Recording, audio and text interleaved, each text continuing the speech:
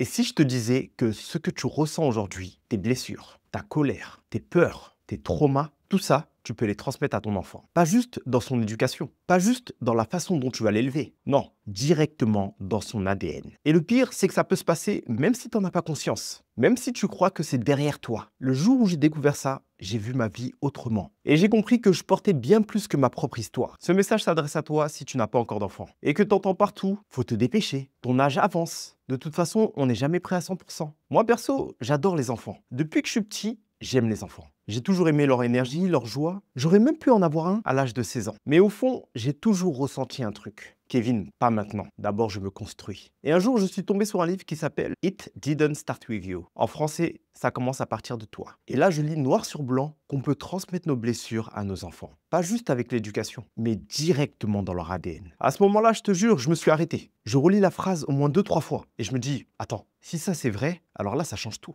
Et c'est là que je me suis dit, il fallait exactement que je sache comment ça marche. Il faut savoir que ton ADN, c'est comme un mode d'emploi. Tout ce que ton corps sait faire est écrit dedans. Mais voilà, l'épigénétique, c'est comme un interrupteur qui décide quelle page de ce mode d'emploi est allumée et lesquelles restent éteintes. Et devine quoi? C'est ta vie émotionnelle qui joue avec cet interrupteur. Si tu vis dans la colère, le stress, la tristesse profonde, ou si tu as des blessures que tu n'as jamais réglées, ton corps reçoit le message « Ok, on va activer ce programme-là et bloquer celui-là ». Et le problème, c'est que ces interrupteurs peuvent se transmettre. Tes enfants peuvent hériter de ces pages éteintes ou allumées à cause de ce que toi tu as vécu, même s'ils ne vivent jamais les mêmes choses que toi. C'est pour ça qu'on dit que certaines personnes naissent déjà avec un terrain pour l'anxiété, la peur ou certaines maladies. Pas parce qu'elles l'ont appris, mais parce que c'était déjà inscrit dans leur corps au moment de leur naissance. Et ça, c'est pas de la théorie, c'est prouvé. Laisse-moi te donner un exemple qui m'a retourné le cerveau. Des chercheurs ont suivi les enfants et même les petits-enfants de survivants de l'Holocauste. Ces enfants n'avaient jamais vécu la guerre. Ils n'avaient jamais vu de camp de concentration. Et pourtant, ils portaient dans leur corps des traces biologiques du trauma vécu par leurs parents et leurs grands-parents. Des marqueurs dans leur ADN de stress extrême.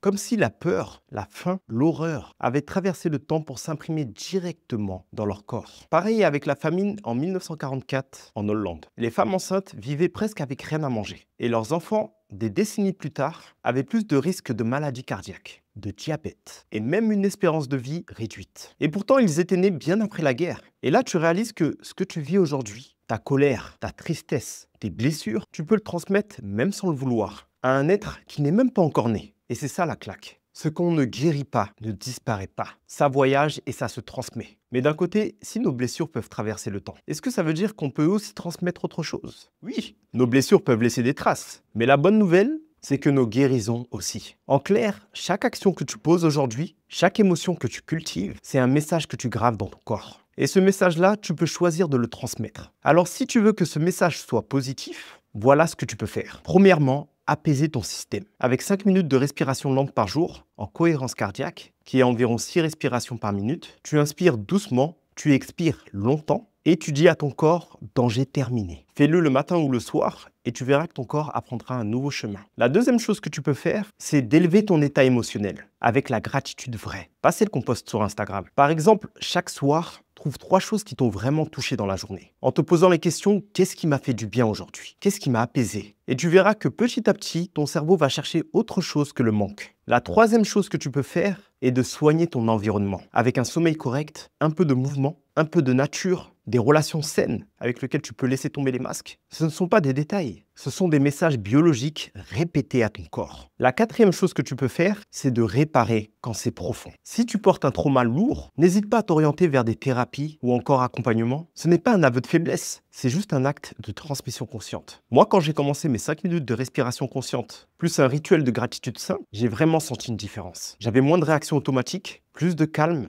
Et ce calme-là, je sais que c'est ce que je veux transmettre. Donc, imagine-toi, tu respires, tu te poses, et cette paix devient la base que tu offres aux tiens, même s'ils ne sont pas encore là. C'est ça, reprendre le volant. Alors la vraie question, c'est si tu peux reprogrammer ton corps pour transmettre le meilleur, par quoi tu dois commencer aujourd'hui? Tu sais maintenant que tu ne portes pas seulement ton histoire, tu portes aussi celle des générations qui vont te suivre. Et ça, c'est pas juste une belle phrase, c'est réel, c'est biologique. Si aujourd'hui tu laisses tes blessures diriger ta vie, elles vont laisser leur empreinte. Mais si tu changes ton état intérieur, si tu cultives un peu plus de paix chaque jour, alors c'est ça que tu vas transmettre. Chaque respiration consciente, chaque moment où tu choisis de répondre au lieu de réagir. C'est un message que tu graves dans ton corps. Et ce message, il ne s'arrête pas à toi. Alors demande-toi, qu'est-ce que tu veux vraiment offrir à ceux qui viendront après toi? Le poids de tes blessures ou la force de ta guérison? Si cette vidéo t'a fait réfléchir, n'hésite pas à me dire en commentaire ce qui t'a plu. Et si tu souhaites te réaligner pour construire un futur différent, abonne-toi. Car chaque semaine, je poste une nouvelle vidéo. Et si tu ressens que tu as besoin d'aide, que c'est le moment pour toi de trouver ta voie et de changer ton histoire, n'hésite pas à cliquer sur le lien en description pour réserver un appel avec moi. Et nous, on se dit à la prochaine vidéo. Bye bye.